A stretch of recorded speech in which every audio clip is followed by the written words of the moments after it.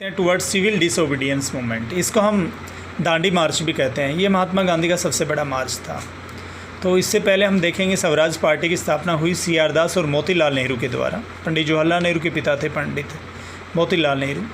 तो CR दास और मोतीलाल नेहरू ने स्वराज पार्टी की स्थापना की और इनका उद्देश्य ये था कि हम काउंसिल की पॉलिटिक्स में भाग लेंगे और चुनाव होंगे और चुनाव में भाग लेंगे और फिर काउंसिल में जा कर के कुछ रिफॉर्म्स करेंगे, हम सुधार करेंगे, गवर्नेंस में जाएंगे, शासन में जाएंगे और अच्छा कार्य करेंगे, सरकार की नीतियों को बदलने का प्रयास करेंगे।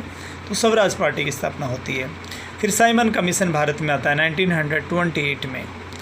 तो बच्चों, साइमन कमीशन जब भारत में आता है तो गो बैक साइमन के नारे लगे, क्योंकि साइमन कमीशन के जितने भी सदस्य थे वो सारे वाइट थे, एक भी ब्रिटिश सदस्य नहीं था। 3 सदस्य थे, तीनों ही वाइट थे। तो भारतीय चाहते थे इसमें इंडियन सदस्य भी होना चाहिए। सर जॉन साइमन के नेतृत्व में ये कमीशन भारत आया था, इसलिए इसको हम साइमन कमीशन कहते हैं। इसका बाइकआउट किया गया, लाहौर में इसका विरोध हुआ, बॉम्बे में हुआ, काले झंडे दिखाए गए, गो बैक साइमन के नारों से पूरा देश इसका प्रोटेस्ट कर रहा था। फिर हम बात करते हैं Lahore Congress and demand for पूर्ण स्वराज्य। बच्चों, कांग्रेस का सेशन दिसंबर 1929 में लाहौर में हुआ था और पंडित जवाहरलाल नेहरू उसकी प्रेजाइडिंग ओवर की थी, अध्यक्षता की थी। और यहाँ पर ये कहा था कि वी वांट कंप्लीट इंडिपेंडेंस, हमें पूर्ण स्वराज्य चाहिए, लाहौर में दिसंबर 1929 में। और आने वाली 26 जनवरी 1930 को लाहौर में ही रावी नदी के किनारे पहला हमारा स्वतंत्रता दिवस मनाया गया था, 26 जनवरी 1930 को। इसीलिए बच्चों, हमारी देश की आज़ादी मिली 15 अगस्त 1947 को, लेकिन हमने हमारा संविधान 26 जनवरी को लागू किया, क्योंकि वो इसी घटना को याद रखना चाहते थे जब हमारा पहला जो आज़ादी का झंडा लाहौर में रावी नदी के किनारे फहराया गया था, वो 26 जनवरी 1930 को, उस 26 जनवरी की डेट को रिकॉग्नाइज़ करने के लिए 26 जनवरी 1930 को हमने हमारा संविधान लागू किया, जबकि हमारा संविधान भी 26 नवंबर 1949 को बन के तैयार हो गया था। सो ये Lahore Congress session December 1929। So it is important for complete Swaraj demand, पूर्ण स्वराज्य की डिमांड के लिए, कंप्लीट इंडिपेंडेंस के लिए फेमस है ये। फिर हम बात करते हैं दांडी मार्च। दांडी मार्च महात्मा गांधी ने शुरू किया था और ये मार्च शुरू किया था। इस मार्च को कंप्लीट करने में गांधी जी को 24 डेज लगे थे। 12 मार्च 1930 को गांधी जी अपने साबरमती आश्रम जो अहमदाबाद में, वहाँ से चले थे और रोज़ाना 10 मील चलते 240 मील दूर चलकर दांडी कोस्टल टाउन है समुद्र के किनारे, वहाँ बॉइलिंग सी वाटर में महात्मा गांधी ने अपने हाथों से नमक बनाया था। दैट इज़ द दांडी मार्च। तो दांडी जो मार्च है, इसकी दूरी अहमदाबाद से लेकर दांडी तक 240 मील है। प्रतिदिन 10 मील चलते थे, 24 दिन में वो 240 मील का सफ़र तय किया।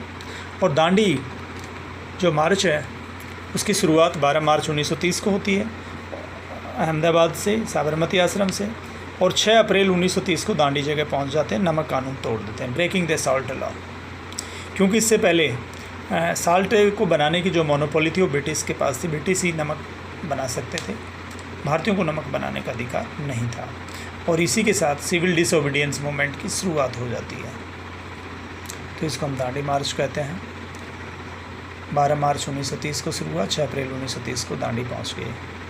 तो ये 2 प्लेस, एक तो दांडी और एक साबरमती आश्रम अहमदाबाद में है।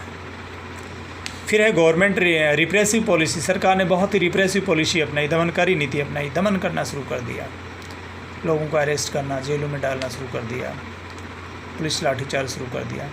गांधी इरविन पैक्ट हुआ, गांधी और उस समय भारत के जो वाइसराय थे लॉर्ड इरविन के बीच हुआ। Failure of the round table conference, 3 round table conference हुई, भारत की समस्या का हल निकालने के लिए लंदन में हुई थी। और Gandhi ji 2nd round table conference में गए थे, 1st और 3rd में नहीं गए थे।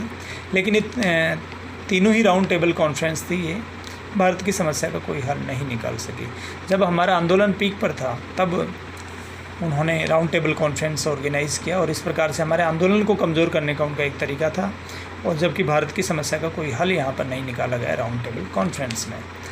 फिर गांधी जी 1932 में फिर दोबारा आकर के सिविल डिसोबीडियंस मूवमेंट को रीलॉन्च करते हैं 1932 से लेकर के 34 तक ये चलता है, लेकिन 1932 से लेकर 1934 तक ये आंदोलन चलता है, लेकिन दोबारा ज़्यादा लोगों ने इसमें पार्टिसिपेट नहीं किया। तो ये है बच्चों हमारा दांडी मार्च। सरकार ने इसका दमन चक्कर किया, लॉर्ड इरविन और गांधी के बीच समझौता हुआ, और फिर ये कहा कि हम राउंड टेबल कॉन्फ्रेंस में लंदन में मिलेंगे, भारत की समस्या का हल निकालेंगे, लेकिन कुछ हल नहीं निकाला।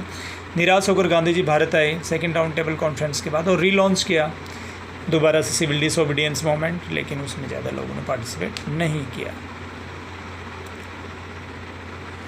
Thank you students.